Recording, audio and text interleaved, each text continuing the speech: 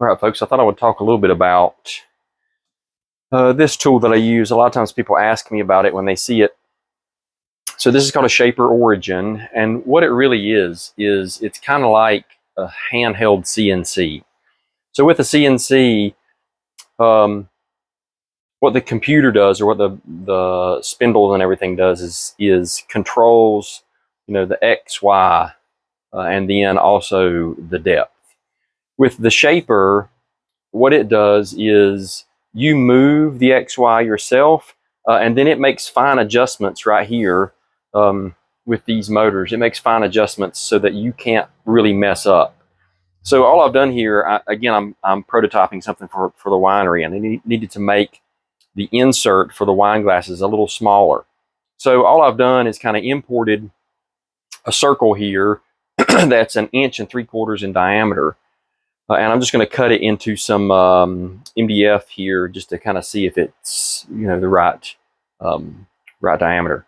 So what I've done is I've created the circle on the computer. This thing has Wi-Fi. I import it in, and then I place it inside Shaper. Now, what Shaper uses is you see all these domino looking things out here.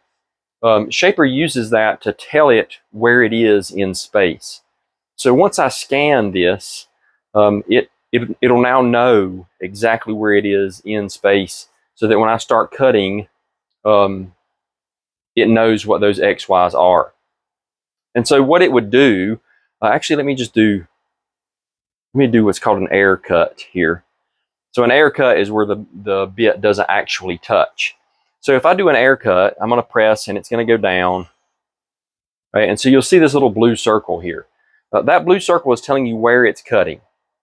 Right? And the cross hatch here, or the crosshairs, notice that there's a dot. Right? You see that dot moving. Right? So what the crosshairs are telling you is kind of where the center is. And if I move, so remember, I'm just trying to cut this circle, the inside of this circle. If I start to move outside of that circle, notice how this is moving, right? It won't let me move outside of that circle. So it'll only cut within. And if I happen to move too far, say I moved outside of the circle, right? It'll stop and pick itself up. It won't cut anymore, so it'll abort the cut, and then I'll have to go back in and continue. So again, with the Shaper, it just makes things super accurate. It's slower than a regular CNC, but it's really good at what it does. So let me just go ahead and cut this for you so you can see what it does. Hopefully this isn't too loud. Yeah, and you'll get an idea. I'm going to turn the spindle on, and I'm going to go ahead and cut this at a 1/4 inch depth. And I've got it set to a pocket, and I've already touched, so we should be good to go. So I'm going to cut it on and get to cutting.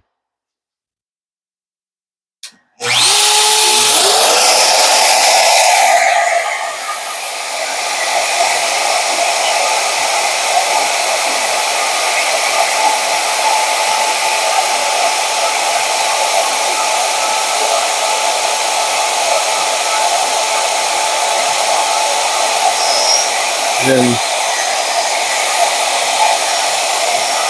just checking to make sure.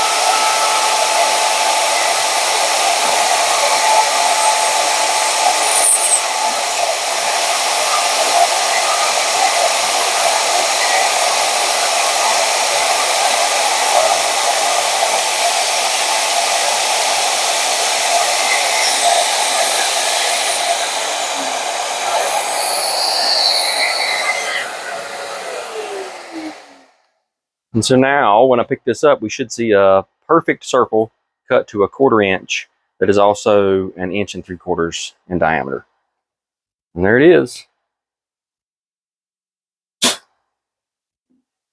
Right, and so then if this was wood, I guess y'all can't see that. Lower it down here a little bit. But there's what it cut. And again, if this was wood, I would just go in and sand that, and then that would be that. But that's a Shaper Origin. It does so much. It's not just little stuff like this. I can take, for instance, let me adjust y'all up here a little bit. I can take tape that looks like those dominoes. Let me see if I can get some here.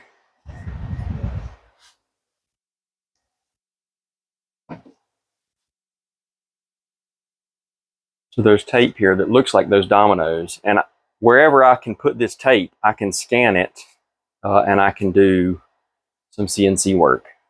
So one of the things people use this for is, like, if you are, say you do wood floors, and you want to inlay a design into a wood floor. Well, if you've got this tape, you can stretch that tape anywhere you want to with enough rows, create your design on your computer, import it in, and cut it, and then do whatever you want to there. So it's pretty endless as to what you can do with it. Again, not quite a CNC, a little bit slower, although they do have some stuff out now that makes it much more like a regular CNC, which I'm probably going to get. But it's such a great tool, and it really has helped me in the shop.